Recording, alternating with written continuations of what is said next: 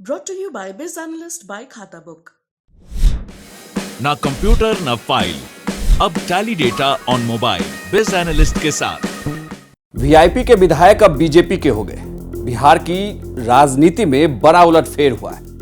मुकेश सहनी की पार्टी के 3 विधायक अब बीजेपी के पाले में चले गए हैं। नमस्कार, मैं हूं इंद्रमोहन, आप देख रहे हैं बिहार तक। लेकिन बड़ा सवाल यह उठता है कि ऐसा सब कुछ हुआ कैसे और ये राजनीति पल पल बदलती कैसे चली गई। इसके लिए बस आपको थोड़ा सा पीछे जाना होगा।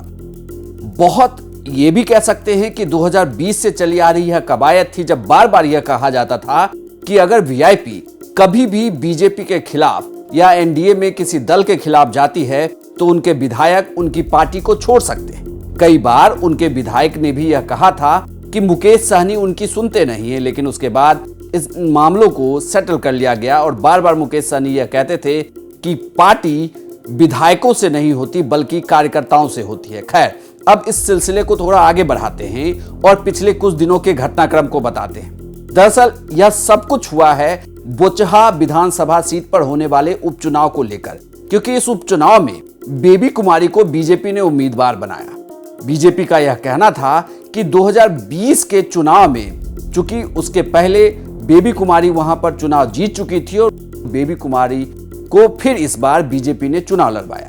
इसके बाद जो वीआईपी के कैंडिडेट थे, जिनके लिए कहा जाता था कि मुसाफिर पासवान के बेटे अमर पासवान को वीआईपी टिकट दे सकती है, वो आरजेडी में शामिल हो जाते हैं। उसके बाद रमई राम और मुकेश सहनी की मुलाकात होती है। फिर डॉक्टर गीता कुमारी को, जो रमई राम की बेटी हैं, उनको वीआईपी अपना कैंडिडेट बनाती है।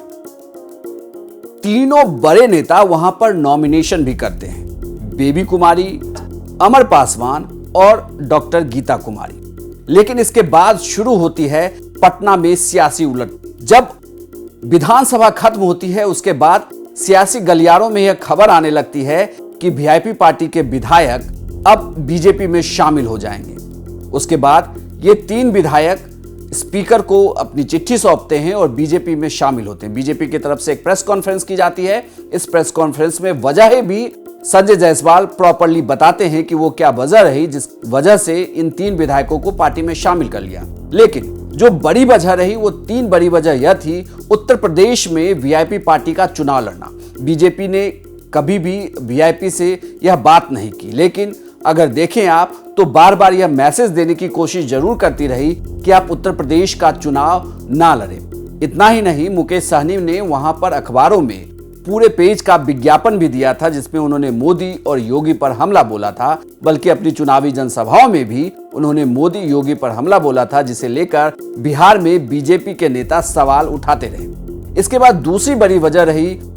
एमएलसी चुनाव में बीजेपी के कैंडिडेट के खिलाफ अपने कैंडिडेट को उतारना। वीआईपी पार्टी भी एमएलसी चुनाव में अपने कैंडिडेट को उतार रही है, जबकि बार बार यह कहा जा रहा था कि आप अपने उम्मीदवारों को इस चुनाव में ना लड़ाएं, लेकिन वीआईपी ने कहा कि वह चुनाव लड़ते रहेंगे। तो उन्होंने अपने उम्मीदवारों को उतारा, जिसके बाद यह रंजिश और ज्यादा बढ़ी। और तीसरी बड़ी वजह बोचहा विधानसभा सीट पर होने वाला उपचुनाव था, क्योंकि संजय जायसवाल यह बार बार कह रहे थे कि यह तय उन्हें करना है कि कौन नॉमिनेशन फाइल कर रहा है, उसके बाद ही कोई फैसला लिया जाएगा। और आज जब सभी दलों ने नॉमिनेशन फाइल कर लिया, उसके बाद ये बड़ा चुनावी उलटफेर हो गया है बिहार में। एक तरीके से कहें तो अपनी पार्टी में बिना किसी विधायक के राष्ट्रीय अध्यक्ष हैं मुकेश सहनी, और इतना ही नहीं, वो फिलहाल मंत्री भी हैं। हालांकि मुकेश सहनी आज प्रेस कॉन्फ्रेंस करके यह बताएंगे कि अब उनका अगला राजनीतिक स्टेप क्या होगा। लेकिन मैं आपको यह बता दूं कि किसी भी सदस्य को